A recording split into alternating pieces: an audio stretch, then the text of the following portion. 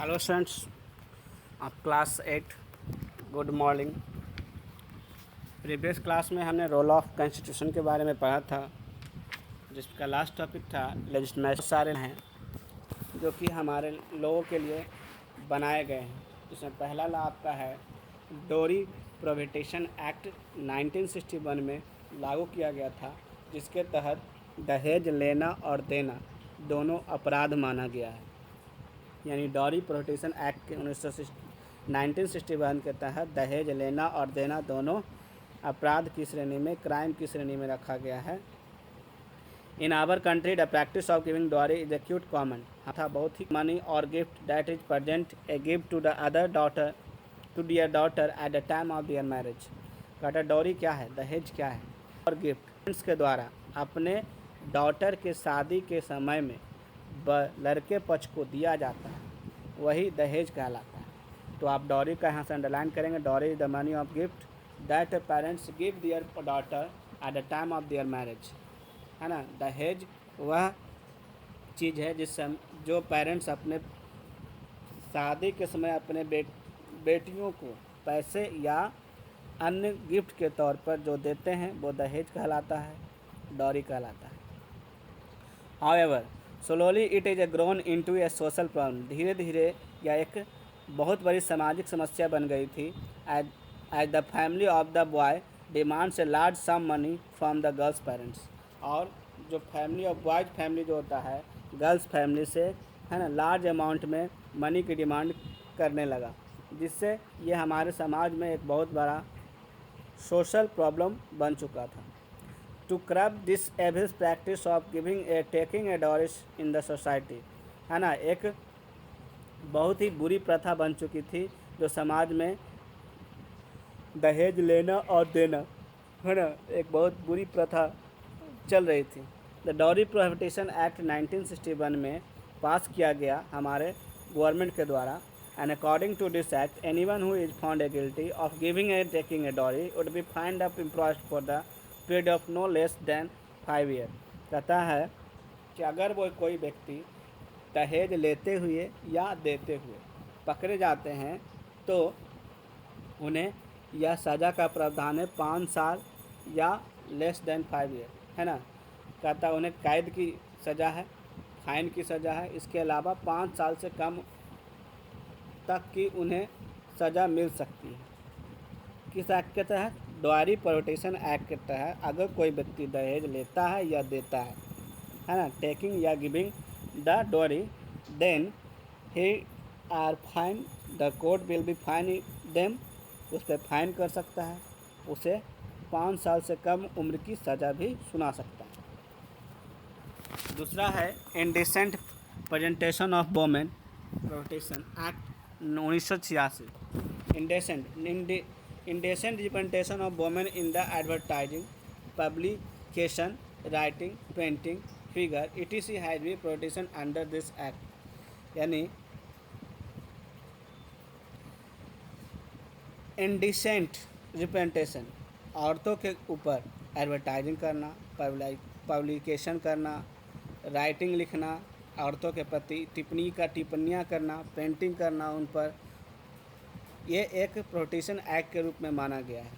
यानी कोई भी व्यक्ति किसी भी स्त्री जाति, है ना, अभद्र टिप्पणी नहीं कर सकता, उसके बारे में गलत लिख नहीं सकता है ना। ये चीज़ें एक इंडेसेंट प्रोहिबिशन माना गया है। And the commission of sati prevention act 1987 कहता है सती सिस्टम बैन, है ना, राजा राम मोहन राय के समय, है ना, इसको सती सिस्टम को बैन किया गया। उनके ही राजा राम मोहन राय के समय ईश्वर चंद्र विद्यासागर विधवा विवाह पुनर्गठन। तो सतीवाद is age old practice in India. पुराने से प्राचीन काल से हमारे इंडिया में सती सिस्टम चला आ रहा है, जिसमें जब कोई हस्बैंड का डेथ हो जाता है तो उसकी पत्नी को हस्बैंड के साथ जिंदा जलाया जाता था। पहले ये प्रथा थी, है ना। And burn them self on the funeral pyres of their husband, है ना। पवित्र पायर्स मतलब होता है would be happen a burning of dead badly body, उस डेड बॉडी के साथ, पैर का मतलब होता है डेड बॉडी के साथ जलाया जाता था। तो सती सिस्टम क्या था बताया आपको। Sati was the age old practice in India in which women were force to burn, है ना, औरतों को फोर्स किया जाता था, burn them self on final pyres their husband, उन्हें अपने मृत पति के साथ जिंदा जला दिया जाता था। In some cases it was done willingly but mostly it was done unwillingly, कुछ केसों में यह अच्छा माना जाता है लेकिन ज़्यादातर केसों में इसे बुरा माना गया है। And the commission of sati prevention act 1987 provision of commission of the sati prevention act 1987 में लागू किया गया। इस prevention commission of sati it's a glorification, एक बहुत बड़ी उपलब्धि थी। And this law pass in 1987 में यह कानून पास हुआ। And when Roop Kanwar committed sati at Deorala in the Rajasthan, अंतिम जो सतीश थे वो रूप कुबर थे जिन्हें डेवराला इन द राजस्थान में यह सती सिस्टम को अपनाया गया था। यानी कहने का मतलब लास्ट जो सती हुए थे, उस सती प्रथा की जो घटना हुई थी वो Roop Kanwar committed sati at Deorala in the Rajasthan, है ना, ये घटना लास्ट घटना थी। उसके बाद से, है ना, 1987 में के बाद से जो कानून ये बना, उसके बाद किसी भी स्त्री को पुरुष मरने पर, उसके पति मरने पर उसे जिंदा जलाना एक बहुत बड़ा अपराध माना गया है। इस this incident generated a bad spread reaction from all over the country, जिससे पूरे देश में यह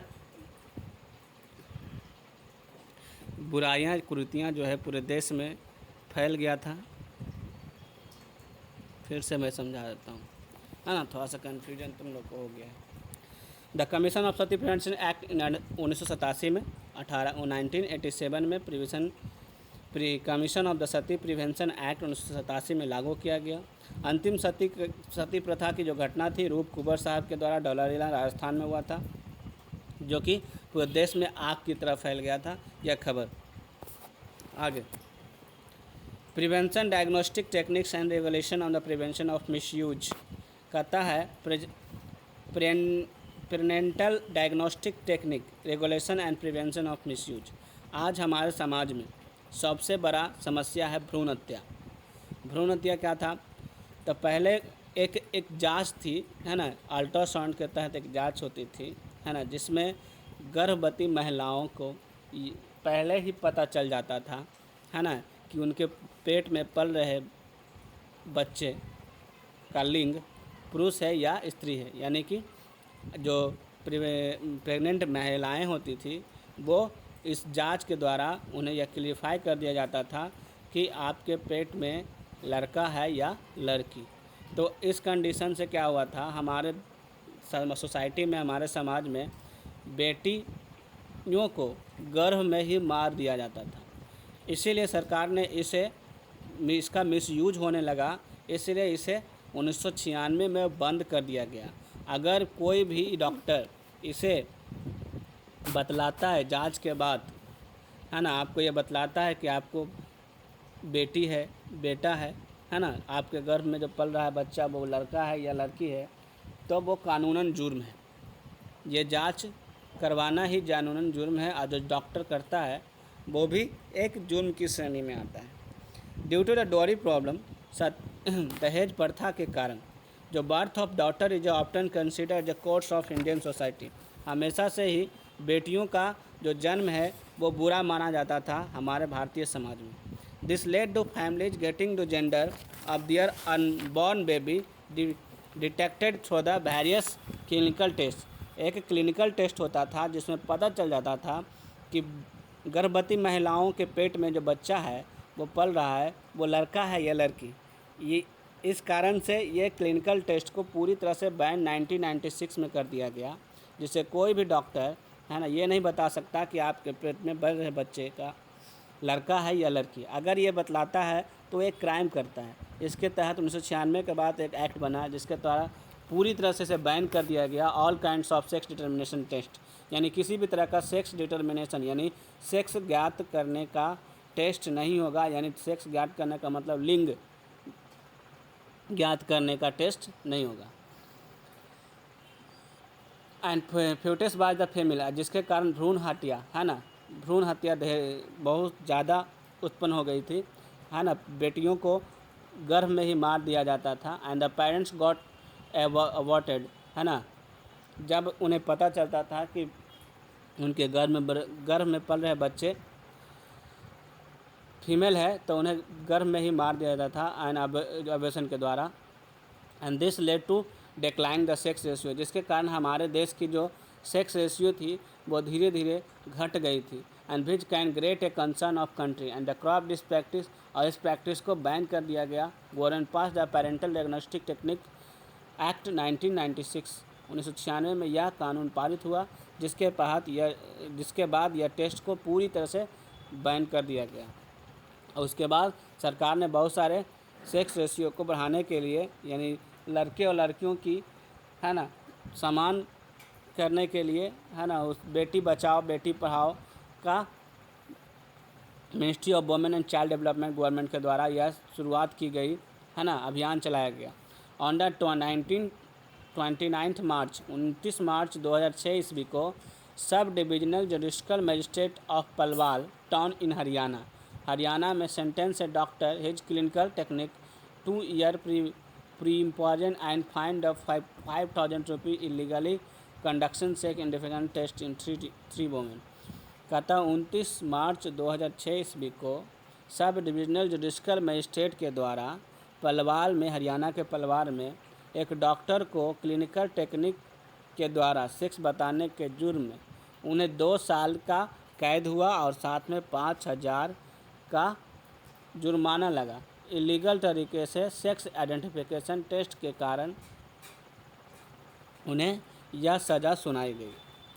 Hindu section act amendment act 2005, यह सबसे बड़ा कदम था सरकार का, है ना। हिंदू सेक्शन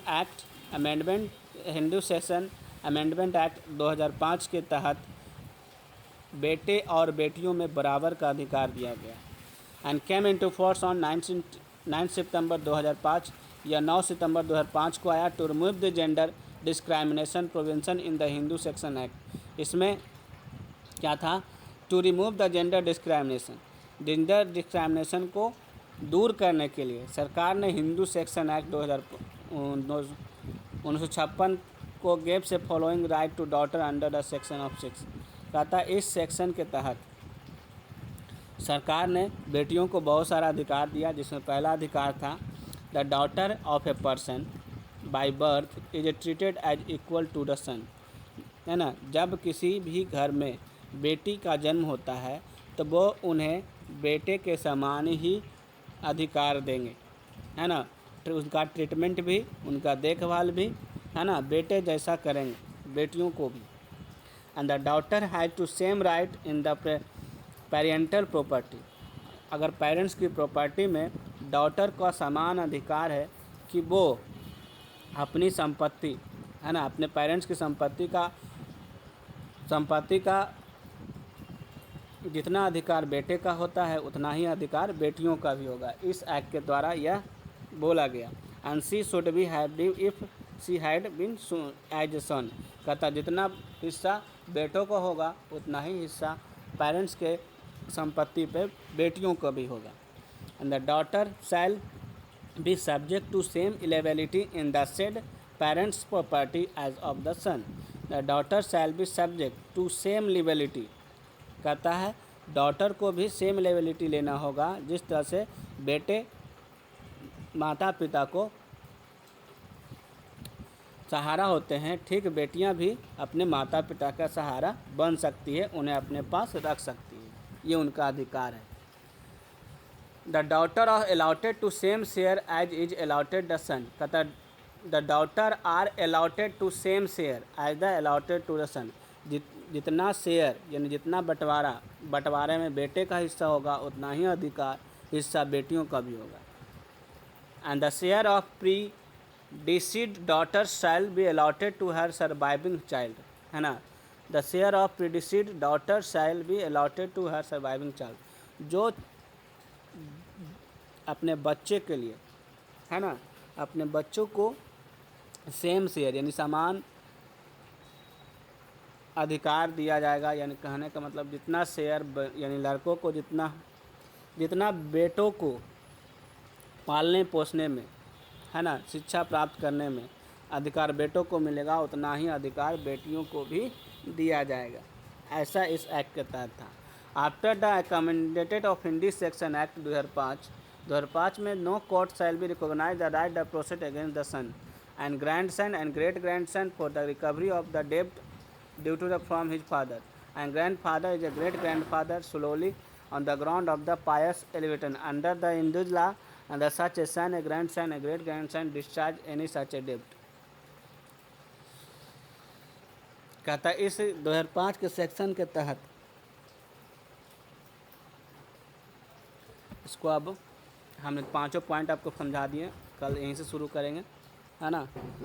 आज जो बताया गया है कौन कौन से एक्ट, उसके बारे में एक शॉर्ट नोट लिखिए, है ना, और नोट्स बना के हमें भेजिए।